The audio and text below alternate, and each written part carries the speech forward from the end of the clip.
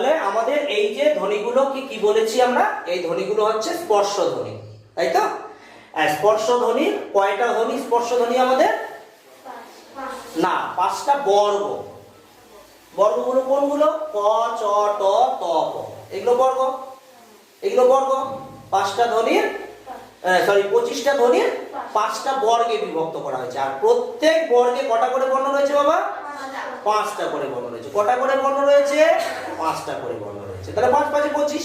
তো এবার এই প্রত্যেক বর্গগুলোর নামগুলো আমরা জেনেছি, যে কণ্ঠবর্ণ ক বর্গটাকে বলা হচ্ছে, তালব্য বর্ণ চ বর্গটাকে বলা হচ্ছে, মূর্ধন্য বর্ণ অর্থাৎ মূর্ধন্য যে ধ্বনিটা সে ট বর্গের বর্ণগুলোকে বলা হচ্ছে, আর দন্ত কি না ত বর্গের বর্ণগুলোকে বলা হচ্ছে, তাই তো?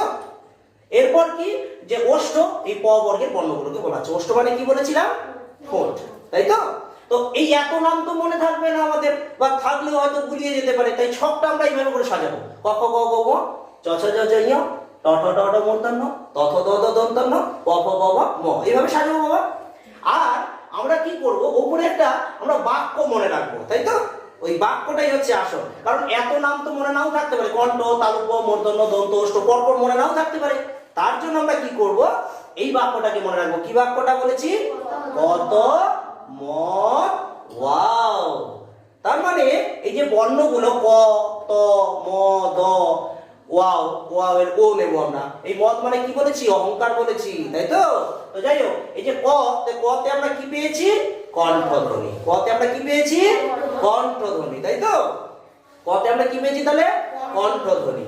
কণ্ঠ মানে দেখ, এই কণ্ঠনালী থেকে সরাসরি উচ্চারণ হচ্ছে এই বর্ণগুলো, দেখো ক, খ, গ, ঘ, ঙ, তাই তো? এবং ততে আমরা কি পেয়েছি? তালব্য ধ্বনি। তালব্য মানে কি? তালু, তালুতে যাচ্ছে, জিহ্বাটা কোথায় স্পর্শ করছে বাবা? তালুতে করছে। কোথায় করছে? তালুতে করছে, তাই তো?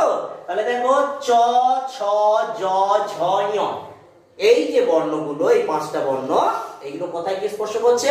তালুতে। তাহলে দেখো কত পেয়ে গেলাম আমরা, কত, কতে কণ্ঠ, ততে তালব্য। তারপরে মদ, মদের ম নেব আমরা। মূর্ধা মানে আমরা কি? মূর্ধন্য বলেছি, মূর্ধন্য। তাহলে মূর্ধন্য মূর্ধা, দেখো জিহ্বাটা কি করছে? মূর্ধায় গিয়ে স্পর্শ করছে, এভাবে করে ট, ঠ, ড, ঢ, মূর্ধন্য, ঠিক আছে? এই যে বর্ণগুলো, দেখো জিহ্বাটা কোথায় যাচ্ছে? ঠিক এই বরাবর গিয়ে স্পর্শ করছে, তাই তো? মূর্ধা বরাবর, তাই তো? ওই জন্য এইভাবে করে যাচ্ছে জিহ্বাটা, দেখবে ট, ঠ, ড, ঢ, মূর্ধন্য, তাই তো? মূর্ধা অর্থাৎ মূর্ধন্য, মূর্ধন্য বলবি, তাই তো? মূর্ধন্য অর্থাৎ ট, ঠ, ড, ঢ, মূর্ধন্য। এই ধ্বনিগুলো হচ্ছে মূর্ধন্য ধ্বনি। জিহ্বাটা মূর্ধায় গিয়ে স্পর্শ করছে, মানে জিহ্বাটা এইভাবে যাচ্ছে, তাই তো? আচ্ছা, তারপরে দতে কি বাবা? দন্ত। দন্ত অর্থাৎ দেখ, দাঁতের ব্যাপার আসছে। এই জিহ্বাটা যখন এই বর্ণগুলো উচ্চারণ হচ্ছে, দেখো ত বর্গের যে বর্ণ 5টি, এই বর্ণগুলি কিন্তু ত, থ, দ, ধ, দন্তন্য। ভালো করে বোঝো, এই যে 5টা বর্ণ, এই 5টা বর্ণ উচ্চারণ করতে গেলে জিহ্বা কাকে সাহায্য নিচ্ছে? দাঁতকে।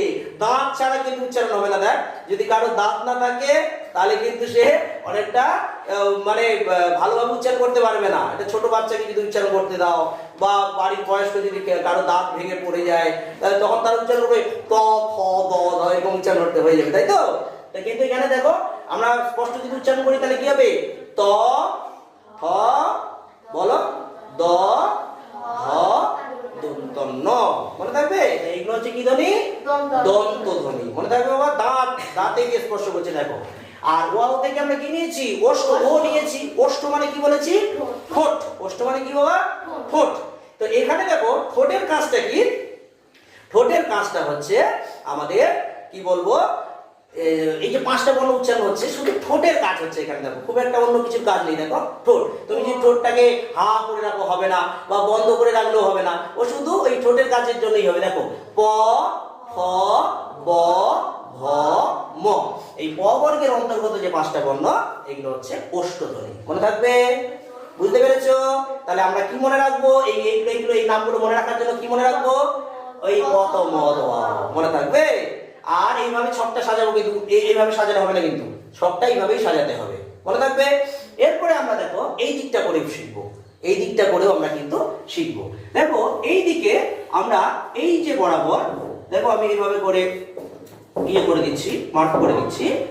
এখানে যে 10টা বর্ণ আছে দেখো, ক বর্গ, চ বর্গ, ট বর্গ, ত বর্গ, ক বর্গ, ঠিক তেমন খ, ছ, ঠ, থ, প, এই বর্ণগুলো ভালো করে বোঝো। তাহলে ক, চ, ট, ত, প আর খ, ছ, ঠ, থ, প, এই বর্ণগুলোর এই 10টা বর্ণের আবার নাম রয়েছে আমাদের। এই 10টা বর্ণের কি রয়েছে? নাম রয়েছে। তো এই বর্ণগুলোকে কি বলা হয়? এই বর্ণগুলোকে বলা হয় অঘোষ ধ্বনি। ভালো করে বোঝো, কি বলা হয়? অঘোষ ধ্বনি বা অনাথ বলতে পারো, ঠিক আছে? হ্যাঁ, তো যাই হোক, অঘোষ ধ্বনি। আর এই যে বর্ণগুলো গ, জ, ড, দ, ব, ঘ, ঝ, ঢ, ধ, ভ আর ম, ঞ, ণ, ন, ম, এই যে 15টা যে ধ্বনি রয়েছে আমাদের, বর্ণ রয়েছে, এইগুলোকে বলা হয় কি না ঘোষ। ভালো করে বোঝো, ঘোষ ধ্বনি, হ্যাঁ, বা নাদ ধ্বনি, তাই তো? এবার ঘটনাটা হচ্ছে দেখো, কেন এগুলো অঘোষ ধ্বনি আর কেন আমাদের এগুলো নাদ ধ্বনি। আমরা এমনি পাতি মনে রাখবো, আমরা হয়তো বইয়ের ভাষা অত মনে থাকবে না, তো আমরা এইভাবে মনে রাখবো যে যে কোনো বর্ণ উচ্চারিত হতে আমাদের কি লাগে বাবা? কণ্ঠনালী লাগে। লাগে কি লাগে? কণ্ঠনালী। এটা কণ্ঠনালী, তাই তো? তাহলে দেখো, কণ্ঠনালী থেকে আমাদের কি নির্গত হয় বলতে পারবে? আওয়াজ নয়, শ্বাস বায়ু নির্গত হচ্ছে, তাই তো? এই যে আমরা কথা বলছি, দেখবে গরম কিছু বেরোচ্ছে, তাই তো? এটা শ্বাস বায়ু, তাই তো? তাহলে কণ্ঠনালী থেকে কি বেরোচ্ছে? শ্বাস বায়ু নির্গত হচ্ছে।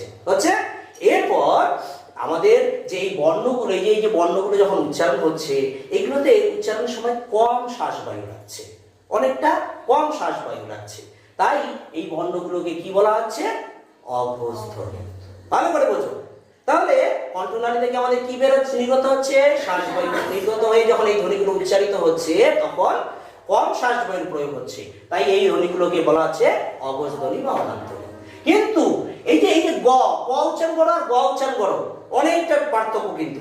এই বর্ণগুলো উচ্চারণ করতে গেলে যখন কণ্ঠনালী থেকে শ্বাস বায়ু নির্গত হচ্ছে, তখন কিন্তু গলায় একটা বাধার সৃষ্টি হচ্ছে এবং অনেকটা শ্বাস বায়ুর প্রয়োগ হচ্ছে।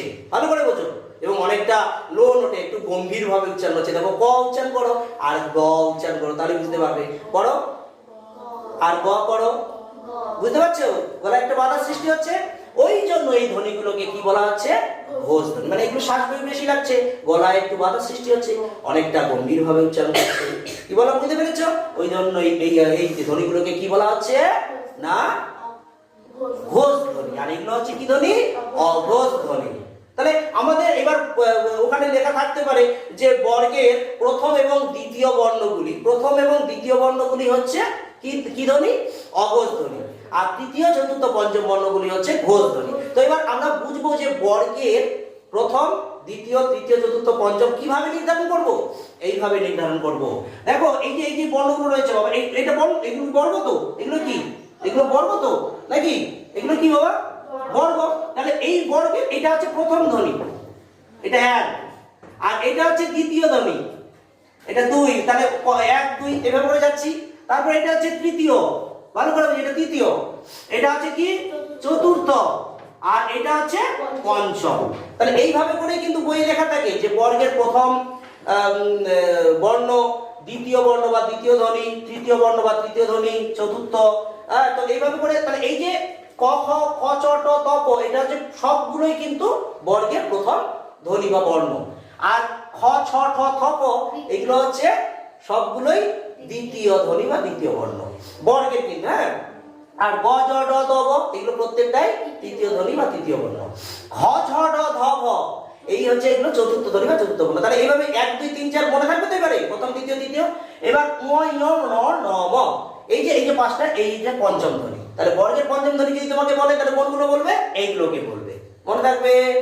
এরপরে আমরা দেখো এইদিকেও শিখলাম, এইদিকেও শিখলাম, আমরা আবার এইদিকেও শিখবো। কোন দিকে শিখবো?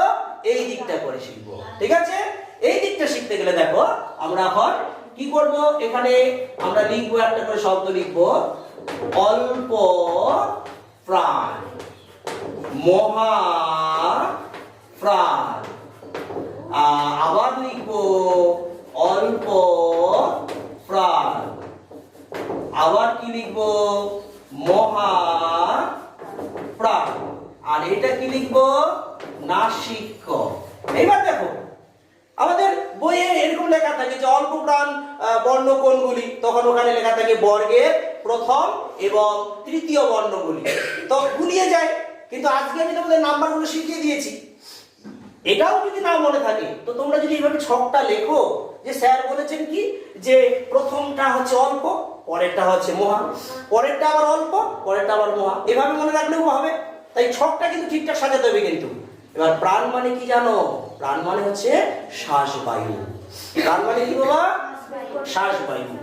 তাহলে যেগুলোতে কম শ্বাসবায়ু লাগছে সেগুলোই অল্প প্রাণ। তাহলে ক চ ট ত প এগুলো হচ্ছে অল্প প্রাণ। কিন্তু দেখো খ উচ্চারণ করতে করো, উচ্চারণ করো, তখন দেখো বেশি শ্বাসবায়ু লাগছে কিনা, কয়ের থেকে বেশি লাগছে কিনা, ওই জন্য খ ছ ঠ থ প এটা হচ্ছে মহাপ্রাণ, তাই তো? ঠিক তেমন গ জ ড দ ব এটা আবার অল্প প্রাণ, কম একটু লাগছে। কিন্তু ঘ উচ্চারণ করো, গয়ের পরে ঘ উচ্চারণ করো, বেশি লাগছে কিনা, হ্যাঁ, ঘ ঝ ড ধ ব এগুলো হচ্ছে মহাপ্রাণ। তাহলে দেখো অল্প হচ্ছে প্রথম আর তৃতীয়, এটা হচ্ছে অল্প প্রাণ, আর দ্বিতীয় এবং চতুর্থ হচ্ছে মহাপ্রাণ। এটাও যদি না মনে থাকে তোমরা প্রথমটা বলবে অল্প মহা, অল্প মহা, এভাবে মনে রাখবে। আর নাসিক্যটা কি বাবা? না কি সুরে উচ্চারণ হয়, আমরা এটাকে বাংলায় অনুনাসিকও বলতে পারি, তাই তো? না কি সুরে উচ্চারণ হয় মানে নাক ছাড়া উচ্চারণ হবে না। দেখবে আমাদের যদি নাকে সর্দি হয় বা অন্য কিছু হয়, অস্পষ্ট উচ্চারণ হয়, স্পষ্ট উচ্চারণ কিন্তু হবে না তখন। তাই এই বর্ণগুলোকে উচ্চারণ করো, তাহলে বুঝতে পারবে। দেখো নাক বন্ধ করে উচ্চারণ করো দিকে হবে না, আছে কি? হবে না, কারণ এই নাকের সাহায্য লাগবেই লাগবে। তাহলে দেখো ম ন ন ন ম এই বর্ণগুলো হচ্ছে নাসিক্য ধ্বনি, এগুলোকে অনুনাসিক্য ধ্বনি বলা হয়। বুঝতে পারলে বাবা? তাহলে দেখো আমরা কিন্তু তিন দিকেই কিন্তু শিখেছি, তিন দিকেই শিখেছি। দেখো কত মদ শিখলাম, কণ্ঠ তালুক মূর্ধন্য দন্ত ওষ্ঠ, তাই তো নাকি? মনে থাকবে তাহলে করে। আর এদিকে আমরা অবজ ধ্বনি ঘোষ ধ্বনিও শিখেছি, হ্যাঁ। তারপরে আমরা অল্প প্রাণ, মহাপ্রাণ এবং নাসিক্য। তাহলে দেখো কত কিছু শিখলাম। এগুলো কিন্তু ফার্স্ট ইউনিট টেস্টের জন্য খুবই গুরুত্বপূর্ণ, এগুলো ভালো করে পড়বে। এদিকেও শেখা যায়, এদিকেও নিচেও যে শেখার কিছু নেই তা নয়, আছে। কিন্তু আমি যেহেতু বর্গটা শুধু শেখাচ্ছি, স্পর্শবর্ণের যেহেতু বর্গটা শেখাচ্ছি, ওই জন্য এইটুকুনি থাক। বুঝতে পারলে তো? কারণ নিচেও কিন্তু আমাদের আরো কিছু বর্ণ অ্যাড হতে পারে, যে এগুলোকে কণ্ঠধ্বনি বলা হয় বা তালব্য ধ্বনি বলা হয়, মূর্ধন্য ধ্বনি, দন্ত ধ্বনি, অষ্টধ্বনি বলা হয়, আছে কিন্তু। যেমন ধরো তোমাদের আমি উদাহরণ দিই, এই ধরো তালব্যস্য, ভালো করে বোঝো তো, তালব্যস্য কিন্তু তালব্য ধ্বনির অন্তর্গত। দেখো তো, ওই জন্য নাম তার হয়েছে তালব্যস্য। বুঝতে পারলে? তারপরে দেখো মূর্ধন্যস্য, তাহলে এই যে মূর্ধন্যস্য যেটা, এটাও কিন্তু মূর্ধন্য ধ্বনির অন্তর্গত। বুঝতে পেরেছো? ওই জন্য নাম হয়েছে মূর্ধন্যস্য। ছয় উচ্চারণ ঠিকঠাক করতে হবে, ঠিক আছে? তালব্যস্য, মূর্ধন্যস্য, ঠিক আছে? তারপরে একটা কি আছে আমাদের? দন্তস্য, স। বুঝতে পারলে? এই দেখ, তারপরে এই ধ্বনিটার নাম হচ্ছে দন্তস্য। তাহলে এইভাবে করে কিন্তু আমরা শিখতে পারি, মনে থাকবে। তাহলে এই যে বর্ণগুলো আমরা কিন্তু শিখলাম, এই বর্ণগুলোর টোটাল বর্ণটা কি হচ্ছে? স্পর্শ বর্ণ। এখানে কটা বর্গ পেলি? 5টা বর্গ। হ্যাঁ, প্রত্যেক বর্গে কটা করে বর্ণ রয়েছে? 5টা করে, এই জন্য 5 5 25টা। আমরা বলেছি ব্যঞ্জন বর্ণ 4 ভাগে ভাগ করা হচ্ছে, তাই তো? তাই এইটা কিন্তু বাবা ভালো করে শিখবে, এটা ভালো করে এই ছকটা মনে রাখবে বাবা, সারা জীবন মনে রাখবে। হ্যাঁ, এই ছকটা যদি মনে থাকে তাহলে কিন্তু তুমি অনেক কিছু শিখতে পারছো। দেখো কত কিছু, এদিক ওদিক ওদিক। ওই জন্য আমি চারদিকে জায়গা রাখতে বলেছিলাম তোমাদের, এদিকেও জায়গা রাখতে বলেছি, ওদিকেও রাখতে বলেছি, ওদিকেও রাখতে বলেছি, এবং এদিকেও শিখলাম। কিন্তু এই তিনটে বর্ণ, যেমন হ আছে, হটা দেওয়াই যায়, ঠিক আছে, অকণ্ঠ, ঠিক আছে। কিন্তু এই বর্ণগুলো যেহেতু বর্গের মধ্যে নয়, ওই জন্য আমি আর দেই, তাও আমি বলে দিলাম তোমাদের আর কি, ঠিক আছে? বুঝতে পেরেছো? আর কিছু প্রশ্ন আছে? নেই, তাই তো? তাহলে এটা কিন্তু ভালো করে টুকে নাও এবং মনে রাখবে, ঠিক আছে? সারা জীবন কিন্তু, হ্যাঁ, শুধু 7 বা 8 এর জন্য নয়, হ্যাঁ, মনে রাখবি। হ্যাঁ, আমরা দেখ এইভাবে পড়তে পারি, যেমন ক খ গ ঘ ঙ চ ছ জ ঝ ঞ ট ঠ ট ড মূর্ধন্য। তাহলে এই যে মূর্ধন্য দন্তানোর কিন্তু সমস্যাটা মিটে যাবে। হ্যাঁ, ত ত দ দ দন্তান্ন, প ফ ব ভ ম। আমরা এইভাবেও যেমন পড়তে পারি, আমরা এইভাবেও পড়তে পারি, এটাও শিখবে। অনেকবার প্র্যাকটিস করলে তবে পারবে। কিন্তু আমি এইভাবেও পড়তে পারবো, দেখবে? হ্যাঁ, আমি যেমন ক খ গ ঘ ঙ চ ছ জ ঝ ঞ যত তাড়াতাড়ি না বলতে পারছি, আমি এদিকে আরো জোরে বলতে পারবো। কচট তপ, খচট তপ, গজট ধব, ঘজট ধব, ম য় মূর্ধন্য দন্তান্ন ম। কজর তব খজর তব গজর তব ঘজর তব ও ইয় মূর্ধন্য দন্তান্ন ম। কি বললাম বুঝতে পেরেছো? তাহলে কচট তপ খছট থপ গজট ধব ঘজট ধব ম ইয় মূর্ধন্য দন্তান্ন ম। তাহলে আমরা কিন্তু এদিকেও যেমন পড়তে পারবো, এদিকেও কিন্তু মনে রাখার চেষ্টা করব। তাহলে আরো সহজ হয়ে যাবে ব্যাপারটা। চেষ্টা করবে, হ্যাঁ, একদিনে হবে না, আস্তে আস্তে আস্তে আস্তে করে চেষ্টা করবে। কি বললাম বুঝতে পেরেছো? কচট তপ খজট তপ গজট তব ঘজট ধব ম ইয় মূর্ধন্য দন্তান্ন ম। ঠিক আছে? হ্যাঁ ঠিক আছে।